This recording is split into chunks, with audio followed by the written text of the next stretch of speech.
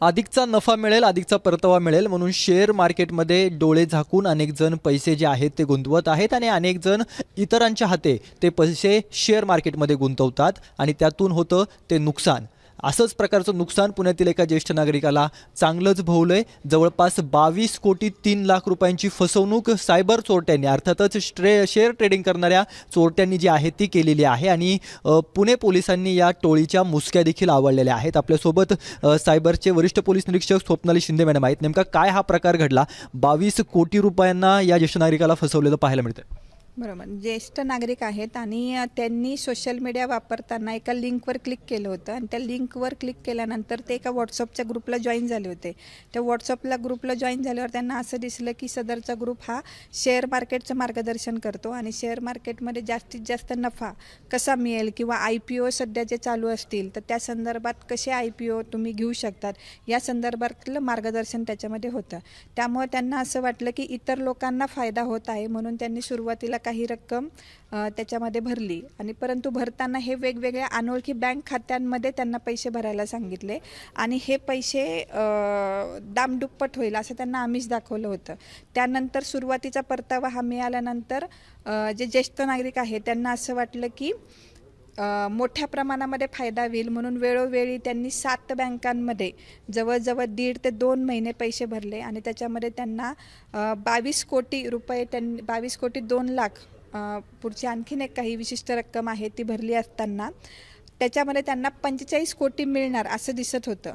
आणि ह्या व्हॉट्सअपच्या ग्रुपमध्ये ॲड झाल्यानंतर एका लिंकद्वारे त्यांनी एक ॲपही डाउनलोड केलं होतं की जे फ्रॉडस्टर यांनीच सांगितलेलं होतं आणि त्या ॲपमध्ये त्यांचा पोर्टफोलिओ जसा आपला नॉर्मल शेअर मार्केटचा डीमॅट अकाउंटचा जो दिसतो त्या टाईपचा पोर्टफोलिओ होता आणि त्याच्यामध्ये असं दिसत होतं की त्यांना 45 कोटी रुपये मिळणार आहे. परंतु विड्रॉलचं बटन जेव्हा त्यांनी दाबलं तेव्हा त्यांना कुठे एक्झिस्ट करत नव्हतं. परंतु वेळोवेळी त्यांनी व्हॉट्सअपचे जे ग्रुप ॲडमिन होते त्यांना संपर्क करायचा प्रयत्न केला परंतु तोपर्यंत त्यांचे पैसे हे वेगवेगळ्या बँक खात्यांवर ट्रान्सफर झालेले होते आणि त्यांचे फोन न उचलल्याने त्यांना शंका आली की असं आपल्यासोबत फसवणूक झालेली आहे. मग ते सायबर पोलीस स्टेशनला आल्यावर आम्ही त्यांची तात्काळ NCRB पोर्टलवर की जेणेकरून त्यांची रक्कम ज्या ज्या ठिकाणी पुढे ट्रान्सफर होईल ते जे बँक खाते आहे ते गोठवता येईल म्हणून आम्ही NCRB पोर्टलवर आम्ही तक्रार नोंदवून घेतली. पण त्यांनी जेव्हा तुमच्याकडे आले तक्रार नोंदवली त्यानंतर तुम्ही नेमका काय कशा पद्धतीने या सगळ्यांना शोधलं किंवा यांना ट्रॅक कसं केलं आणि त्यांच्यापर्यंत कसं पोहोचला तुम्ही? सदरचा गुन्हा आम्ही लगेच दाखल करून घेतला NCRB पोर्टल. त्याच्यानंतर आम्ही FIR दाखल करून घेतली. FIR दाखल करून घेतल्यावर त्यांनी जे ज्येष्ठ नागरिकांनी 7 बँका ज्या दिलेल्या होत्या त्या 7 बँकांची माहिती आम्ही बँकांकडून तात्काळ घेतली. त्याच्यामध्ये आम्हाला असं दिसलं की अंबरनाथ महाराष्ट्रामध्येच एक बँक खातं आहे की त्या खात्यामध्ये 1 कोटी रुपये फिर्यादीचे गेलेले आहेत. म्हणून आम्ही अंबरनाथ या ठिकाणी जाऊन तिथले जी व्यक्ती आहे जो आरोपी क्रमांक 1 आहे तर त्याला आम्ही ताब्यात घेतलं. त्याची आम्ही विचारपूस केली. त्यानंतर आम्हाला संभाजीनगर मधील काही असे अकाउंट मिळाले की जे फिर्यादीने वेस्ट बेंगॉलच्या बँक खात्यांमध्ये पैसे टाकलेले होते आणि त्या बँक खात्यातून परत पैसे फिरून छत्रपती संभाजीनगर या ठिकाणच्या काही संशयित व्यक्ती यांच्या खात्यामध्ये आलेले होते. त्यामुळे आमची टीम ही संभाजीनगर या ठिकाणी गेल्यावर तिथलचे जे संशयित व्यक्ती आहेत त्यांची विचारपूस केली.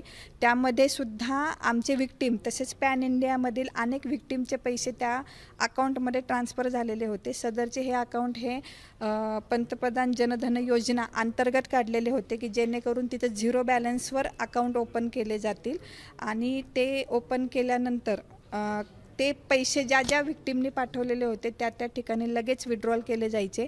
मग त्याचाच आम्ही तपास पुढं करत आहोत की जी विड्रॉल झालेली रक्कम आहे त्याची विल्हेवाट कशी लावलेली आहे आणि त्याच्याच पहिले जे 4 आरोपी पकडलेले आहेत त्या 4 आरोपीनंतर तपासामध्ये आणखीन आम्हाला काही आरोपी निष्पन्न झाले की जेणेकरून काही जे म्यूल जे आरोपी दिसत आहे जे म्यूल अकाउंट धारक आहे तर त्यांचं जे किट आहे ते कसं प्रोव्हाइड केलेलं आहे त्यामुळे आम्ही त्या नेटवर्कच्या शोधात आहोत आणि शेवटपर्यंत सायबर जो मास्टर माइंड आहे त्याचा शोध आम्ही घेत आहोत. पण आता सदर व्यक्तीच्या पासून किती रक्कम आपण मिळवलेली आहे आणि ही सगळी रक्कम जे 22 कोटी आहे ती मिळू शकेल का की यांनी कुठे ती दुसरीकडे पाठवली आहे किंवा इतर गोष्टी काय केल्या आहेत?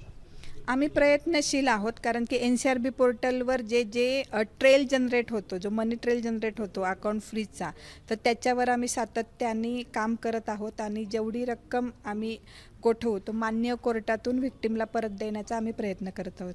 साधारणतः सातत्याने असे गुन्हे वाढताना पाहायला मिळत आहेत. तुम्ही सायबर तज्ज्ञ म्हणून, पोलीस अधिकारी म्हणून काय आव्हान सगळ्यांना करा? पुणे शहर पोलीस आयुक्तालय तसेच सायबर पोलीस ठाणे पुणे यांच्याकडून आम्ही असं आव्हान करतो की नागरिकांनी स्वतःची सुरक्षा स्वतः करणं आत्ता गरजेचं आहे, कारण की जेव्हा आपण डिजिटल ऑनलाईन बँकिंग करतो आहोत तेव्हा कुठलीही जेव्हा ऑनलाईन ट्रान्झॅक्शन करत आहोत त्यावेळेस स्टॉप, थिंक, ॲक्शन या त्रिसूत्रीचा तुम्ही वापर केला पाहिजे, की तुम्ही थोडं थांबा, विचार करा आणि मग ॲक्शन करा. तर यामध्ये काय होईल की तुमचा पैसा वाचणार आहे याच्यामध्ये. त्याचप्रमाणे जर तुम्ही एखाद्या कोणी तुम्हाला लाभांश देऊ किंवा तुम्हाला लोभ दाखवत असेल, अशा ग्रीडमध्ये न फसता अनोळखी बँक खात्यांवर वेगवेगळे पैसे ट्रान्सफर करू नये. सदरची रक्कम ही लगेच विड्रॉल होऊन तुमची तिथं फसवणूक होऊ शकते. आणि जसं बँक खाते हे सुद्धा वापरले जातात, तर युवा पिढीचे हे बँक खाते आहे की विद्यार्थ्यांना आम्हीच दाखवलं जातं थोड्या पैशासाठी की थोडे पैसे तुला देतो, तुझं बँक खातं वापरायला द्या. अशा वेळेससुद्धा विद्यार्थी हे यांना परिणामांची जाणीव नसल्याने की अशा प्रकारच्या गुन्ह्यांमध्ये काय परिणाम होऊ शकतात याची जाणीव नसल्याने ते बँक खाते देतात आणि त्यांच्यावर सुद्धा अशा प्रकारचे पॅन इंडियामध्ये गुन्हे दाखल होऊ शकतात. वेळीच फसवणूक झाल्याचं कळालं म्हणून तुमच्यापर्यंत आल्यानंतर हे सगळं तुम्हाला उघडकीस करता आलं. जर साधारणतः उशीर झाला असता फिर्यादीला यायला, काही दिवस त्यांनी वाट पाहिली असती, तर पोहोचता आलं असतं? हो, पोचता आलं असतं, कारण की NCRB पोर्टल किंवा 1930 याची या पोर्टलनी नागरिकांना ती सुविधा दिलेली आहे की गोल्डन आवरमध्ये जर त्यांनी तक्रार दिली तर संपूर्ण रक्कम मिळण्याची 100% चान्सेस आहे. परंतु जरी त्यांना थोडा उशीर झालेला आहे तरीसुद्धा NCRB पोर्टलच्या सुविधेनुसार त्यांनी ज्या ज्या बँक खात्यांमध्ये पैसे टाकलेले आहे किंवा ज्या बँक खात्यातून इतर बँक खात्यांमध्ये पैसे जे ट्रान्सफर झालेले आहे, जो मनी ट्रेल आहे तो जसं जसा पुढं जातो तसे बँक खाते गोठवले जातात, त्यामुळे तो फायदा होतो त्यांचा. तर असे प्रकार सातत्याने वाढताना पाहायला मिळत आहेत आणि त्यामुळे सगळ्यांनीच, म्हणजे केवळ पुणेकरांनीच नाही तर राज्यभरामध्ये असे जे शेअर मार्केटच्या जास्त नफ्याच्या फायद्यासाठी जे आहेत ते असे पैसे गुंतवतात आणि असे पैसे गुंतल्यानंतर आपली फसवणूक होते. हे उघडकीस आल्यानंतर तात्काळ पोलिसांची मदत घेणं जे आहे ते गरजेचं असलेलं पाहायला मिळत आहे. कॅमेरा पर्सन दीप मिश्रासह रोहन कदम, जय महाराष्ट्र न्यूज, पुणे.